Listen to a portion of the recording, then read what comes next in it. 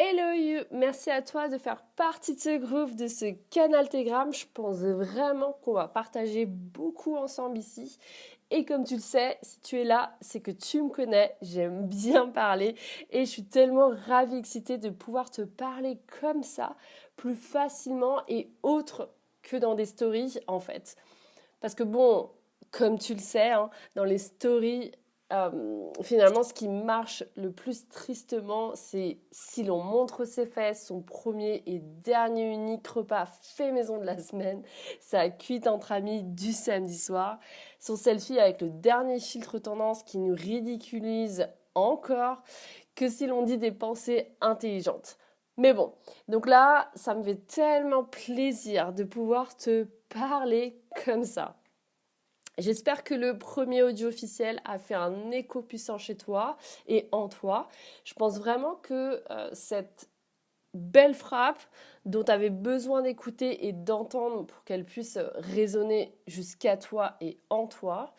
Et d'ailleurs, dans la continuité du sujet que je vais aborder avec toi sur le don de soi, je remarque que véritablement, si à un moment donné, on a un manque dans notre vie, ou s'il y a quelque chose qui ne va pas dans notre vie, ou on ne se sent pas aligné, c'est que d'une manière ou d'une autre, on s'est focalisé à l'extérieur de nous-mêmes, c'est-à-dire qu'on a pensé à quelqu'un d'autre ou quelque chose d'autre, ou à une autre situation que nous-mêmes.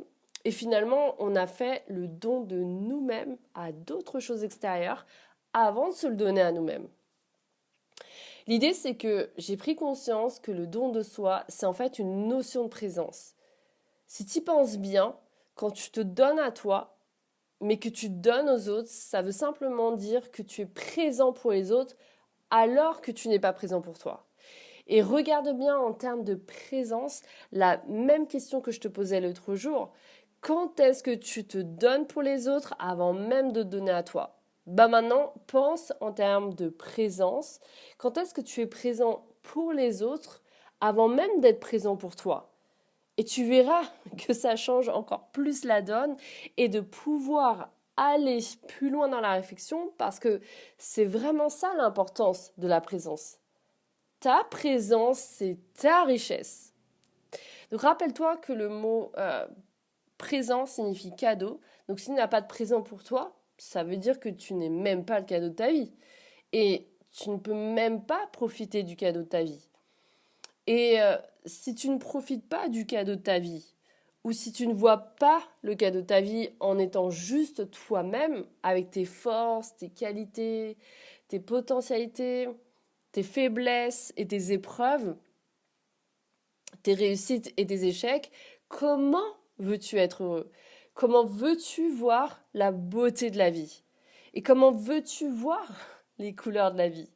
Et c'est là où les sentiments d'amertume et de tristesse arrivent. Tu te dis que c'est le chaos, que tu n'y arrives pas, que tu ne comprends pas. Et en fait, finalement, c'est comme voir un arc-en-ciel en noir et blanc. C'est comme déjà être mort alors que tu as envie. Et dès que ce sentiment d'ingratitude voit le jour, alors je pense que selon moi, c'est le sentiment le pire qui existe, parce que dès qu'il est là, bah, c'est à ce moment-là que ta véritable tristesse commence et commande ta vie, au lieu de voir la beauté de la vie. Donc la clé dans tout cela, je le répète, avant de te donner aux autres, donne-toi à toi, et c'est la meilleure manière de libérer le don que tu as pour les autres. Maintenant, tu l'as compris, sois présent pour toi et chaque jour, tu pourras ouvrir le cadeau de ta vie. So, on arrache tout, let's go!